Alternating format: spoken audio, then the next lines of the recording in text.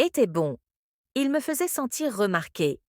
Nous avons emménagé ensemble, nous nous sommes fiancés et nous sommes mariés lors d'une cérémonie chaleureuse juste à côté d'Austin. Des rêves de clôture blanche.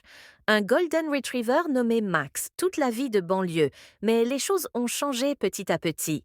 Les promotions de signifiant de longues heures et des nuits blanches. Compris. Mais après quelques années, je me sentais comme un trophée poli, bon pour le spectacle mais vide à l'intérieur. Puis sont arrivés ses amis Travis et Mike. Travis était le copain d'Ethan à la fac, tout en charme sauvage et en flirt audacieux. Mike était plus calme, attentif, toujours en retrait. Au début, leur attention semblait inoffensive.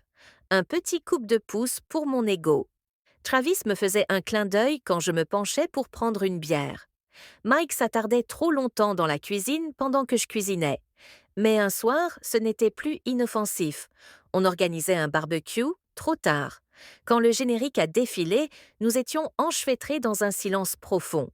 Je les regardais, le t-shirt froissé, les lèvres gonflées, les yeux scrutant les miens. Et maintenant, tenant, demandai-je. Il ne répondit pas. Le lendemain matin, je me tenais dans la cuisine, le café intact. J'entendis la porte de la salle de bain grincer. Il passa sans un mot, remplissant simplement son verre d'eau. Je ne levai pas les yeux, mais je sentis tout dans l'air entre nous, le genre de tension qui bourdonne sous la politesse. Plus tard, dans la semaine, Jeans, nous nous sommes écroisés dans la buandie. Nos mains se touchèrent au-dessus du panier. Nous restâmes figés. Je n'arrête pas d'y penser, dit-il. Moi non plus, répondis-je, mais nous savions tous les deux que cela ne pouvait plus se reproduire. Seulement cette nuit-là n'avait pas apaisé ma faim. Elle l'avait réveillée. Je me surprenais à éviter le salon la nuit, verrouillant la porte de la chambre, non pas pour le tenir à l'écart, mais pour me maintenir à l'intérieur. Je sentais encore son souffle dans mon cou, sa main sur ma cuisse, ce regard dans ses yeux qui me disait que je n'étais pas invisible. Quelques jours plus tard, nous étions assis dehors sur les marches du porche.